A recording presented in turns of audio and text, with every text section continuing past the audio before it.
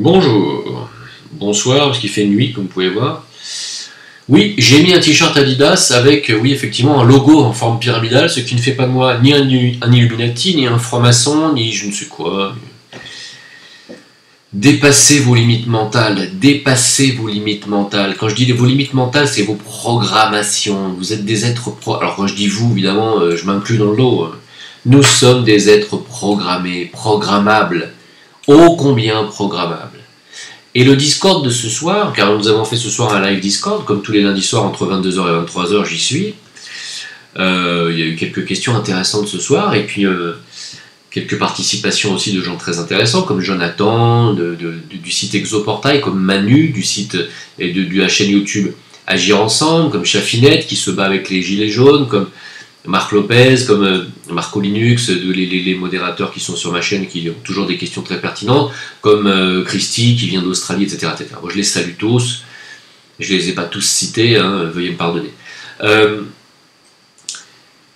Parmi les choses qui s'échangent sur ces discords, ça bien entendu, ça me pousse à réflexion derrière et à méditation.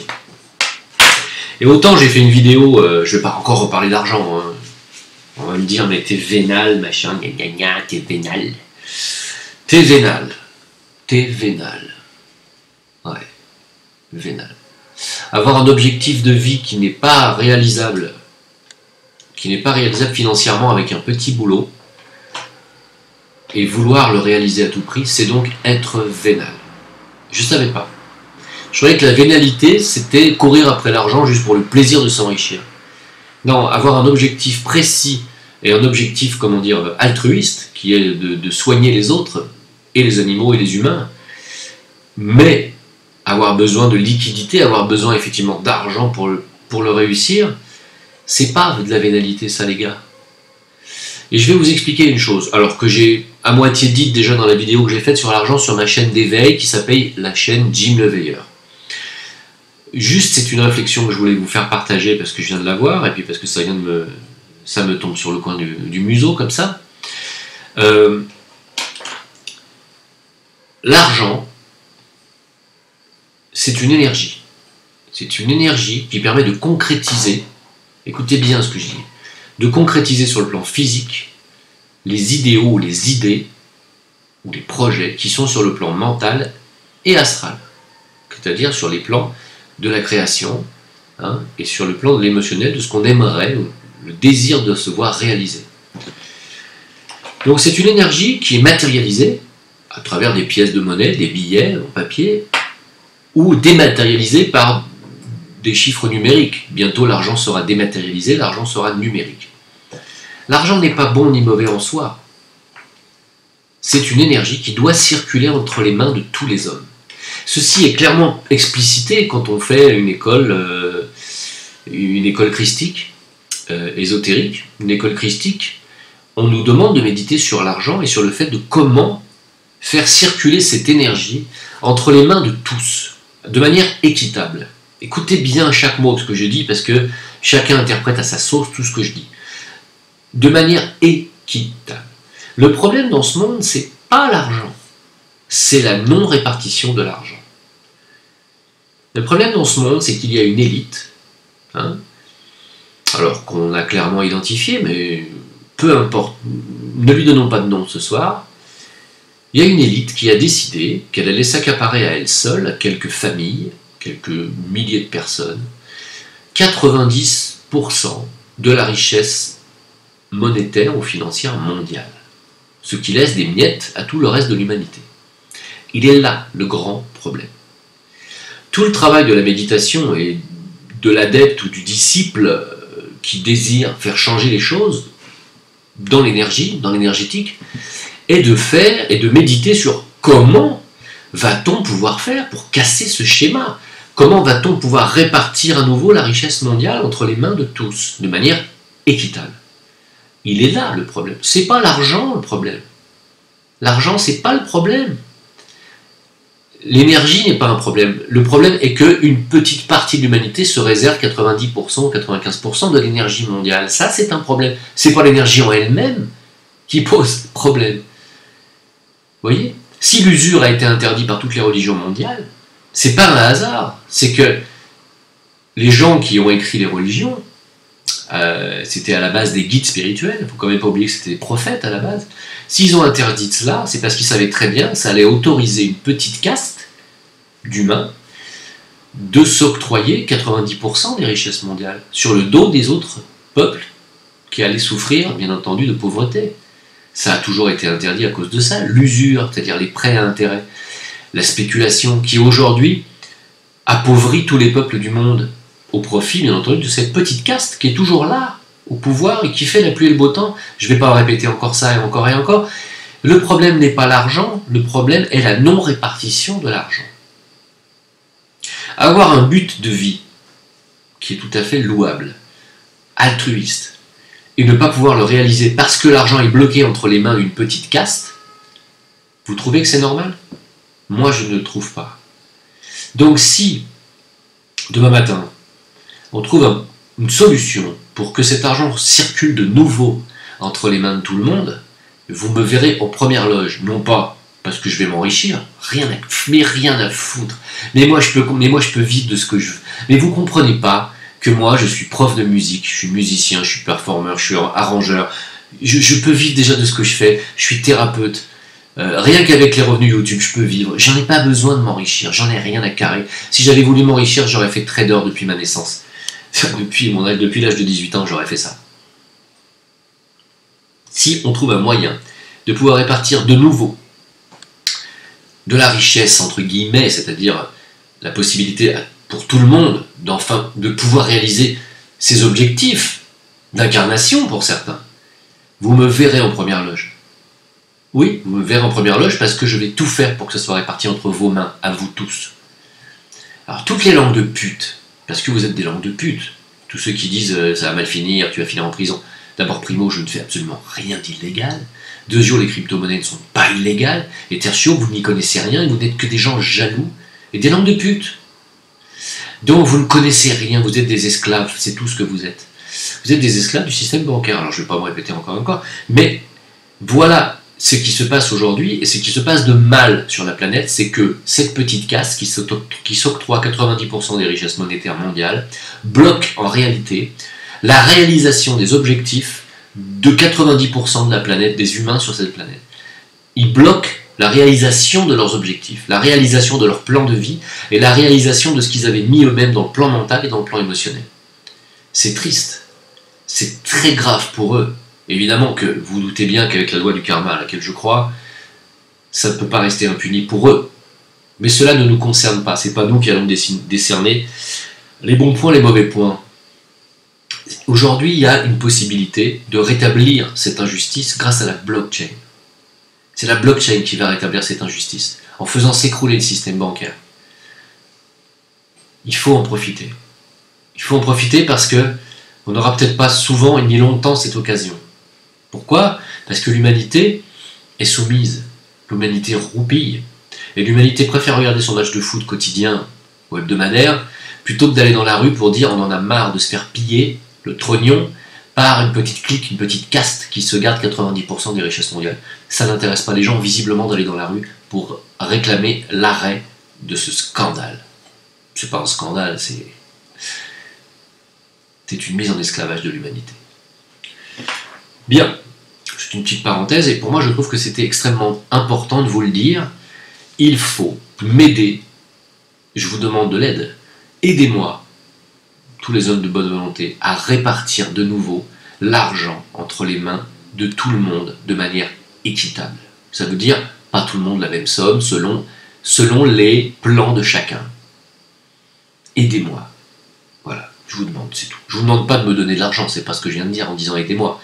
Aidez-moi dans ce cursus, aidez-moi à partager cette information. Parce que tout ce que je vous demande, je vous ai pas demandé de donner de l'argent là, c'est pas du tout ce que j'ai voulu dire.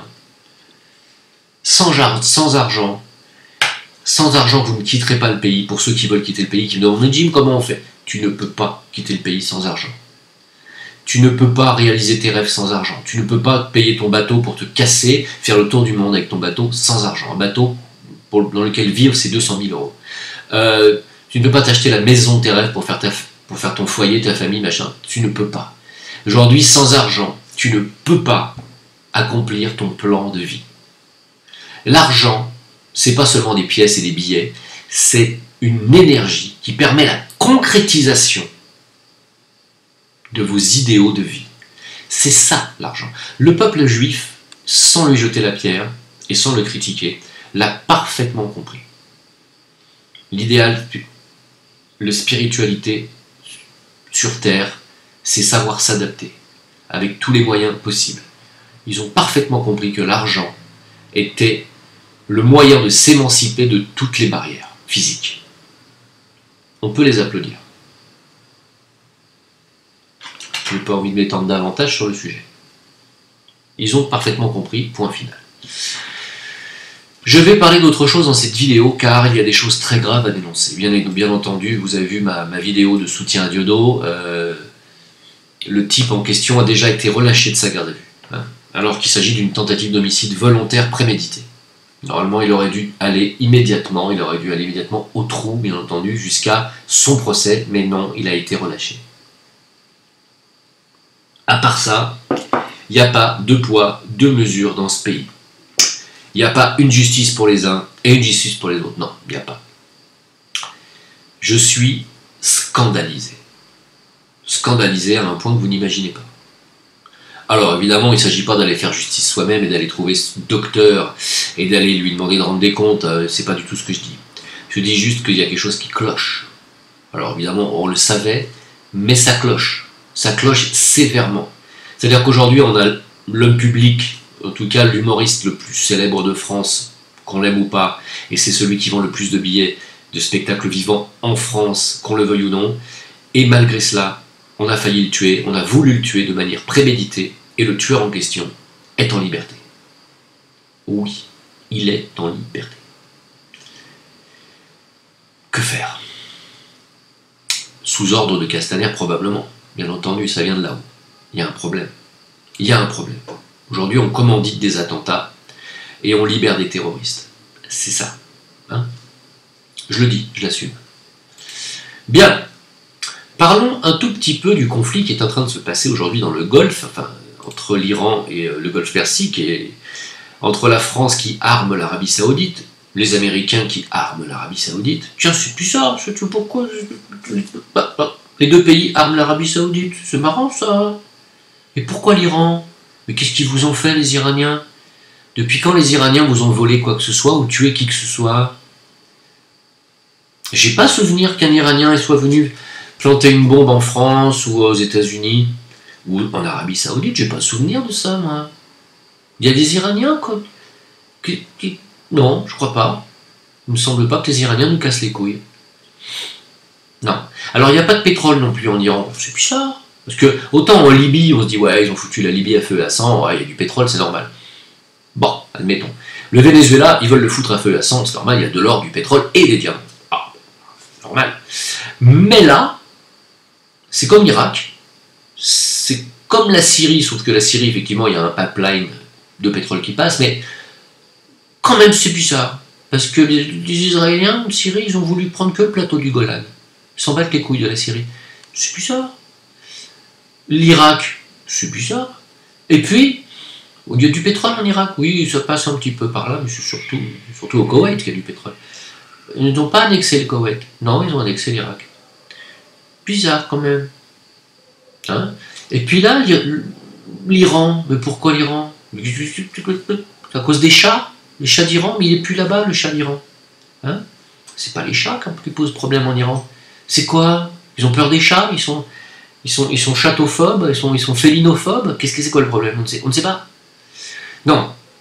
En fait, en réalité, ils veulent détruire l'Iran, ou ils veulent pas détruire l'Iran, mais ils veulent neutraliser l'Iran militairement pour le grand Israël.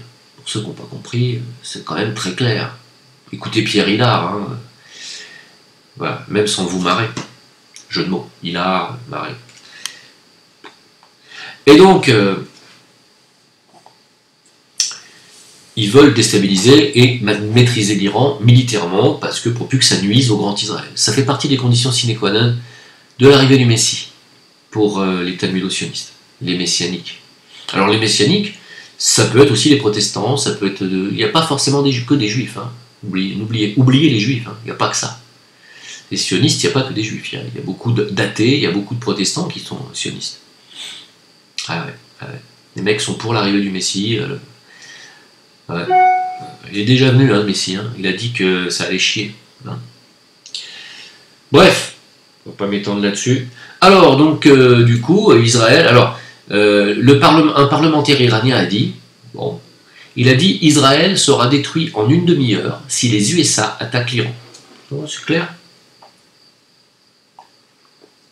Donc, évidemment, ça c'est un petit peu con comme déclaration, parce que ça veut dire qu'ils avouent qu'ils ont la bombe atomique.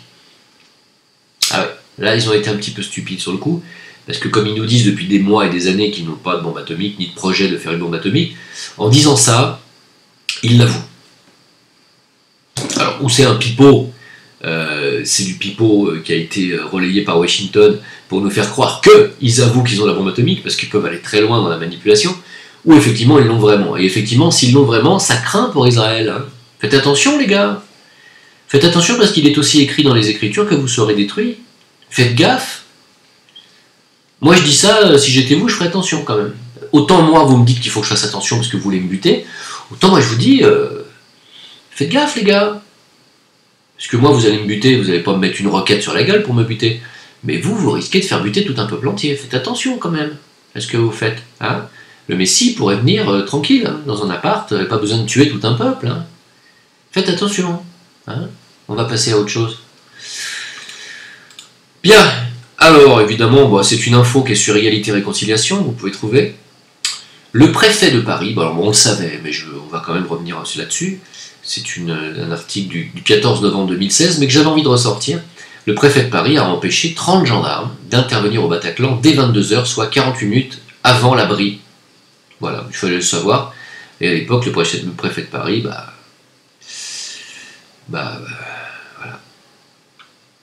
Le préfet de Paris, c'est Michel Cadot. Cadot, C-A-D-O-T. Ah, c'est sûr que c'était pas un cadeau, il fallait que je la fasse. Bien. Vous êtes prêts? Vous êtes accrochés? Bien. Alors, écoutez bien ce que je vais vous dire.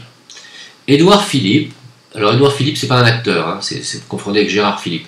Édouard Philippe, c'est le Premier ministre. Bon, on a un Premier ministre en ce moment. Je savais pas, moi. Je croyais que c'était que Macron et Castaner. Non, on a un Premier ministre. En fait, il y a Macron, Castaner et Béatrice Elbès juste en dessous. Je savais pas qu'il y avait aussi un Premier ministre. Édouard Philippe va réquisitionner votre logement vacant. Donc, si vous êtes propriétaire d'un logement vacant, vous y habitez une fois tant tous les 36 du mois, il va le réquisitionner. Votre maison, votre appartement à vous, c'est-à-dire votre résidence secondaire. Il va dire non, c'est moi qui prends. Ah, j'ai pas les clés, mais j'appelle Passepartout, tu sais, de Fort Boyard, et il ouvre la porte. Hein, il va ouvrir la porte, avec ou sans ton consentement. Hein. C'est chez toi, c'est toi qui as acheté la maison. On s'en bat les couilles. Tu n'y habites pas depuis combien de temps? Ouais, donc c'est plus chez toi, c'est à l'État français. Hein. Donc c'est l'État français qui va décider qui va habiter dans ta maison, ou dans ton appartement, ou dans ta maison familiale. Hein? Ah non, non, t'es français? Ah non, mais rien ne t'appartient maintenant. Alors déjà 10% de ton patrimoine, on va te le prendre, et puis petit à petit, on va te foutre dehors. Petit à petit, on va mettre des migrants chez toi. Oui? Tu ne me crois pas? Tu ne me crois pas? D'accord. Je vais te raconter ça. Accroche-toi bien. Hein, parce qu'autant, quand on dit qu'il y a 14% des Français qui sont à 1 euro près quand ils font leurs courses, et qu'il y en a 20% qui sont à 10 euros près, et qu'on en est là aujourd'hui en France, et que malgré tout, il n'y a que 30 000 gilets jaunes dans les rues, accroche-toi. Hein, parce que bientôt, ça va concerner tous les Français, ce qui est en train de se passer. Vous allez vous faire mettre à poil complètement par ce gouvernement. Et comme apparemment j'entends dire que dans 3 ans vous êtes prêts à revoter pour Macron, écoutez bien. Hein, alors vous allez bien écouter. Parce que moi, j'ai juste envie de vous laisser tranquille pendant 5 ans, et puis qu'on en reparle dans 5 ans. Parce que je crois que, alors quand je dis vous, évidemment ne le prenez pas pour vous, personnellement les gens qui me suivez. Je dis vous, je parle des Français qui dorment. Ne prenez pas pour vous-même, s'il vous plaît. Parce qu'il y en a qui me disent, je me désabonne, tu m'insultes. Mais je ne t'ai pas insulté, Coco. Mais j'insulte les gens qui ne m'écoutent pas, en fait, en réalité. Pas vous qui m'écoutez. Enfin, voyons, soyez pas parano. C'est pas vous que j'insulte dans mes vidéos, c'est les gens qui dorment. Enfin, les gens à qui j'aimerais que vous partagiez mes vidéos, d'ailleurs. Parce que les insultes, elles par contre, elles leur sont destinées. Hein. Alors, écoutez bien. Un décret du 24 juin. intervient en exécution d'une loi du 23 novembre 2018, donc l'année dernière. Il confirme, alors ce décret, confirme que les logements vacants, c'est-à-dire les logements qui appartiennent à des gens, hein, mais qui ne sont pas habités tout le temps, pourront être réquisitionnés pour loger des personnes défavorisées, et comme le texte ne distingue pas, ce pourront être des migrants et pas seulement des SDF de nationalité française. Donc un jour, vous allez vouloir aller chez vous dans votre maison secondaire dans laquelle vous n'êtes pas allé depuis 2-3 ans, à l'île d'Oléron, en Normandie, je ne sais pas, n'importe où, et vous allez trouver des mecs chez vous. Et là, vous allez appeler les flics, et on va vous dire « Ah ben non, ça a été réquisitionné par le Premier ministre. Sur ordre de Premier ministre, on a mis des gens chez vous. » Mais moi, monsieur, je voudrais rentrer chez moi, passer mes vacances chez moi. J'ai payé cette maison, c'est une maison familiale. Ah non, tu peux pas. Faut que tu ailles à l'hôtel. Oui, mais c'est le gouvernement qui va payer l'hôtel. Ah ben non, tu es propriétaire, tu es riche. Alors, si avec ça, vous les nantis, et pas seulement les nantis-sémites, non, les nantis, c'est une blague de Pierre Desproges, vous les nantis qui êtes propriétaires de plusieurs propriétés, vous qui ne rejoignez pas les gilets jaunes, vous qui dites que les gilets jaunes vous cassent les couilles et vous empêchent de travailler le samedi, vous qui dites que les gilets jaunes vous emmerdent allègrement et ne sont que des assistés du système, hein, préparez-vous à le mettre, votre gilet jaune. Préparez-vous à le mettre. Moi, j'ai pas de maison secondaire en France parce que sinon je l'aurais déjà mis. Le droit de propriété et le droit à la vie privée paraissent bien rendre ce dispositif illicite. Évidemment, il y a un droit à la propriété et à la vie privée en France. Mais, alors ce décret peut être contesté devant le Conseil d'État, mais la théorie de la loi écran oblige à attendre un contentieux concret pour pouvoir soumettre au Conseil constitutionnel une QPC, je ne sais pas ce que c'est, et remettre en cause la loi en elle-même. Le décret ne peut être attaqué que dans la mesure où il ajoute à la loi. Bien. Alors je vous conseille de vous renseigner correctement là-dessus parce que ça craint du boudin. Tout est fait pour ruiner ce pays, le détruire et détruire votre droit à la propriété, à vous en tant que Français. Qui que vous soyez français d'origine X, Y, de religion XY, vous avez la carte d'identité nationale française, vous avez la nationalité française, voilà à quoi vous allez être assujetti. Vous allez payer toute votre vie un appartement et éventuellement un petit appartement secondaire pour avoir des rentes locatives. Eh bien, si vous ne trouvez pas de locataire, ils vont vous en trouver. Mais gratos. Ça va? Pas envie de gerber? Vous voulez reprendre un peu de Gervita? Reprenez un petit peu de Gervita. Hein, c'est bon le Gervita. Le Gervita, c'est ce qu'on donne aux personnes âgées dans les hospices, vous savez? En dessert. Juste avant les mots croisés, ou avant... alors avant c'était Julien Lepers, mais il a été remplacé.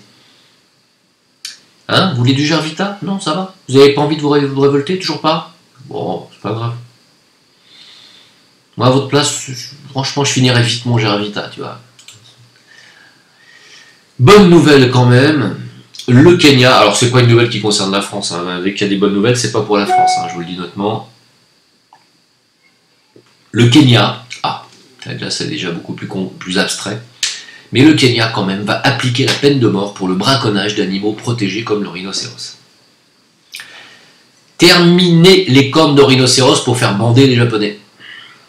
Celui qui commence à toucher aux cornes de rhinocéros pour aller les vendre à un Japonais, parce qu'avec les Japonais qui sont assez cons pour faire chasser du rhinocéros, autant j'aime le Japon et j'aime les Japonaises, autant j'aime bien ces gens, autant c'est vraiment des abrutis sur ce genre de trucs, autant les Asiatiques ont un travail énorme à faire sur le respect des animaux. Et donc au Kenya, ça va être la peine de mort pour les braconniers. Bon, c'est bien non?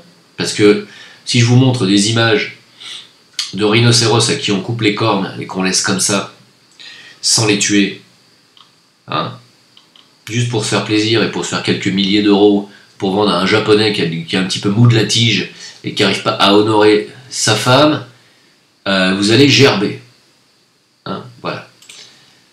Bon, bah écoutez, moi je pense que j'en ai fini avec cette vidéo parce que, évidemment, Alors EDF nous apprend qu'elle pourrait arrêter certains réacteurs nucléaires en raison de la canicule. C'est n'importe quoi. N'importe quoi. Comme si c'était la canicule de 38 degrés ou 40 degrés qui allait faire surchauffer un réacteur nucléaire. Mais on atteint des degrés de débilité que j'ai jamais vus. Mais j'aurais même jamais pensé, même imaginé avoir eu. Juste une petite dernière nouvelle, lors de l'acte 33 des Gilets jaunes, le massacre 33 des Gilets jaunes, appelons-le comme ça, un homme en fauteuil roulant a été matraqué, puis traîné à terre par la police à Lille, lors du massacre 33. Voilà. Toutes les images sont là, on les a toutes là. Oui, la police est tout à fait capable de matraquer et de traîner à terre un homme en fauteuil roulant. Oui, oui, oui. C'est pas seulement les racailles qui sont capables de tabasser les femmes à coups de latte dans la gueule, comme on m'envoie des vidéos tous les jours, des trucs à gerber, tout ça pour les violer pendant qu'elles sont dans le coma, qu'elles sont en train de se vider de leur sang. Non, il y a aussi la police qui est capable de faire ça sur des handicapés. Moi, je pense que c'est beau. Je pense qu'il va falloir mettre tout le monde en prison à un moment donné, racailles et policiers, parce que je vois pas tellement la différence. Hein. C'est... Alors, comment vous offrir de l'optimisme dans ce monde de tarés? Je vais vous envoyer quelques petites photos en fin de vidéo, puis je vais vous laisser méditer sur l'optimisme qu'il faut avoir, parce qu'on a quand même eu droit à une très belle Gay Pride, et j'ai entendu des gilets jaunes passer à RT France, à la télé, sur le plateau, et dire qu'il fallait pas faire de discrimination, et qu'ils étaient pour la liberté de mœurs, etc. Alors je ne me rappelle plus du nom du gilet jaune en question. Et donc, voilà quoi, vous allez avoir droit dans ce monde de dingue. Petite photo comme ça, en passant. Hein, allez, régalez-vous. Gourmand. Et oui, puisqu'on parle de Gay Pride, 200 000 personnes selon la police, 700 000 personnes selon les organisateurs. Record d'affluence. 30 000 gilets jaunes dans toute la France, 700 000 personnes pour la Gay Pride. Et vous voulez qu'on risque notre peau pour un peuple comme ça? Je crois que je vais y réfléchir encore un petit peu et je crois que je vais vous laisser entre vous. A bientôt. Jim Leveilleur VK sur Facebook et VK à Jim Leveilleur. Pour ceux qui ont donné Tipeee, n'oubliez pas, je suis toujours sur Tipeee. Et puis si vous voulez du Zimcoin, c'est uniquement sur mon mail à jimleveilleur tout attaché @gmail.com, jimleveilleur tout attaché @gmail.com. Le Zimcoin qui permettra beaucoup nombre d'entre vous de vous émanciper de l'esclavagisme bancaire sur une durée très courte, c'est du très court terme. Hein. Dieudonné en fait la promo, n'oubliez pas que vous pouvez me contacter. Voilà. Allez, à très bientôt. Ciao. Bye bye.